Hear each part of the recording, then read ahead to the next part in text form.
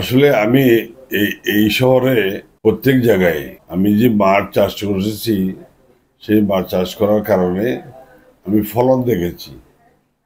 ফলন যে উর্বর হয়েছে সেটা বুঝতে পেরে আমি সাহস এবং শক্তি আমার বৃদ্ধি হয়েছে। আমি গোলায় ধান তুলবো এখন। আমার গোলায় এখন ধান তুলবো। ধান তোলার সময় হয়েছে।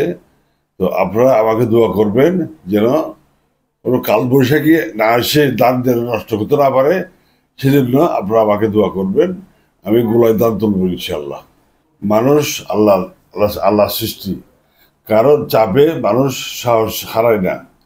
মানুষ নিজের শক্তিতে নিজেই চলে, নিজের ভাত নিজে খায়, নিজের এক হাত দিয়ে নিজের ভাত খায়। সুতরাং কারো শক্তি এখানে, কারো প্রবল, কারো এই এই চাপ এগুলা এখানে কাজ করে না। নিজের বিবেকেই কাজ করে। কারণ বিবেক দিয়ে মানুষ চলে, বিবেক দিয়ে মানুষ খায়, বিবেক দিয়ে মানুষ চিন্তা এবং চেতনা করে। সুতরাং কারো চাপের পিছিয়ে এগুলো চিন্তা করার কোনো সুযোগ নাই। ওর 4 লাখ টাকা আমার জন্য ইনশাল্লাহ কোনো কিছু না, আমি একদিনে 4 লাখ টাকা খরচ করতে পারি। শুনে সেই টাকা আমি তো হাতেও ধরি নাই, আমি দেখিও নাই।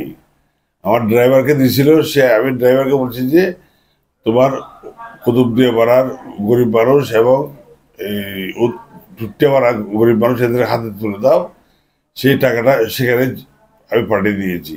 কারণ আমাকে বাবুল্লাহ হানিফ সাহেব বলেছেন যে নতুন বাস এই দুনিয়াচড়া এবং কুতুবদিয়া পাড়ার বোট আপনাকে সংগ্রহ করে দিতে হবে। সে কারণে আমি সেদিকেই টাকাটা পাঠিয়ে দিয়েছিলাম। এগুলো যদি বলে থাকে, কারণ আমি নৌকার বিরুদ্ধে কোনোদিন বুট করি নাই, বুট দেই নাই, বুট দেওয়ার কোনো চিন্তাও করি নাই। আর এগুলো যদি বলে কাফের বাচ্চা হবে, কাফের কাফের।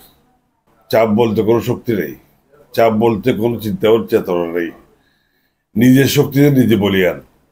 কেউ কেউ কাউরে গাইল করতে পারে, হত্যা করতে পারে। হত্যার জন্য আইন আছে, কানুন আছে, কিন্তু সে হত্যা করে তার আইনগত সমস্যা যেগুলো আছে সেগুলো পড়তে হয়। সুতরাং এগুলো নিয়ে চিন্তা করার কোনো কারণ নেই। আমি তো শতভাগ চিন্তা যে মানুষ আমাকে ভোট দেওয়ার জন্য ওদের আগ্রহ অপেক্ষা করছেন। সুতরাং এগুলো নিয়ে আমি চিন্তা করি না। ভোট আল্লাহ রব্বুল আলমিনের অশেষ রহমতে ভোট আমাকে দেবে, এটা আমার মানসিকতায় আছে।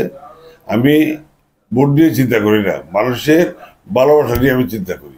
আমি পৌরসভাকে যেভাবে বদলে দিয়েছি তার চেয়ে সুন্দর করে আমি উপজেলাকে চিন্তা করতেছি, আর তার চেয়ে আরো সুন্দর করবো। কারণ গ্রামকে শহর করার জন্য মাননীয় প্রধানমন্ত্রীর যে নির্দেশ, সে অক্ষর অক্ষর আমি ফলো করবো।